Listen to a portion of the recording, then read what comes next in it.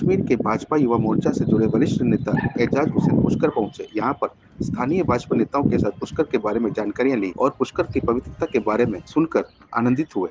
इस दौरान उनके साथ पुष्कर नगर पालिका के उप चेयरमैन शिव स्वरूप महर्षि, समाज सेवी ज्योति स्वरूप महर्षि ने पुष्कर के बारे में जानकारी दी। पुष्कर आकर उन्होंने बहुत ही आनंदित महसूस किया, जिसको लेकर उन्होंने पुष्कर में पत्रकारों से बातचीत करते हुए कहा कि राजस्थान बहुत ही अद्भुत एवं विभिन्न संस्कृति वाला राज्य है। यहाँ की अनूठी सभी धर्मों की तहजीब देखने को मिलती है। उन्होंने जम्मू कश्मीर में धारा 370 हटाने को लेकर कहा कि देश में एक ही कानून के बारे में सहमति जताई और इस धारा के हटने के बाद देश का विकास होने पर विश्वास जताया और पीएम मोदी को ही देश का विकास पुरुष बताया। वहीं उन्होंने कश्मीरी पंडित हिंदुओं को लेकर भी बेबाकी से कहा कि जम्मू कश्मीर में हिंदू मुस्लिम सब एक साथ मिलकर रह रहे हैं। जो पूर्व में हिंदुओं के साथ अत्याचार हुआ है उसका जिम्मेदार भी कांग्रेस को बताया, जिसको और कहा कि कांग्रेस ने ही जम्मू कश्मीर में नफरत फैलाई। पूर्व में कई बार पत्थरबाजी हो चुकी है। पीएम मोदी के देश के प्रधानमंत्री बनते ही आतंकवादी घटना व पत्थरबाजी में कमी आई और देश में एक कानून के झंडे में आज कश्मीर भी लिपटा नजर आ रहा है और धारा 370 हटने के साथ ही भारत और कश्मीर राज्य विकास के आगे की ओर बढ़ रहा है। मानता हूँ जो अलगाववाद या आतंकवाद है वो दो देश जो हमारे पड़ोसी देश है वो उनके द्वारा एक किया जा रहा है।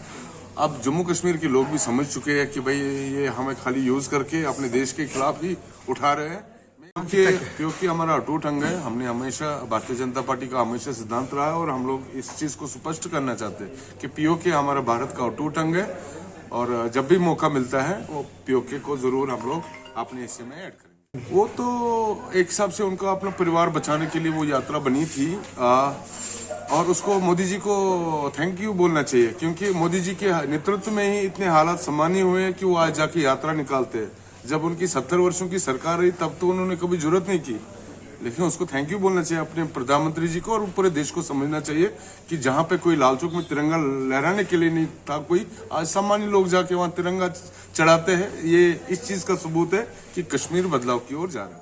देखिए, पुष्कर में हम लोग घूमने आए थे। अपना देश इतना बड़ा है और हमारे माननीय नरेंद्र मोदी जी का हमेशा आह्वान रहा है कि अपने दूसरे प्रांतों में भी जाइए, देखिए वहाँ के लोग कैसे रहन सहन, इनका कैसा कल्चर है। मैं ये समझता हूँ राजस्थान बहुत अच्छी जगह है। मैं पूरे देश में जितने हमारे दोस्त हैं सबको बोलना चाहता हूँ एक बार राजस्थान आइए और खासकर पुष्कर आइए। पुष्कर की जो मेहमान नवाजी है बहुत अच्छी है, यहाँ पे आपके लिए सुविधाएं भी बहुत अच्छी है और मैं ये समझता हूँ कि जो हमारा देश है ये ऊपर वाले की कृपा समझिए, भगवान की कृपा समझिए।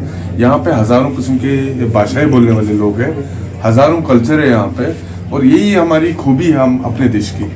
और हमने अपने देश को एक दूसरे का देखना चाहिए, उससे क्या है ना बहुत सारी गलतफहमियां भी दूर हो जाती है और एक नया माइंड सेटअप बन जाता है जिससे एक बहुत बड़ा परिवर्तन भी आ जाता है। 370 देखिए, धारा 370 एक मानसिक समझो या एक लकीर समझो जो रखी गई थी नेहरू द्वारा या कांग्रेस द्वारा, अभी खत्म होने के बाद मैं ये समझता हूँ जो पहले एक ही देश में 2 विधान 2 प्रधान 2 निशान होते थे वो खत्म हो गया।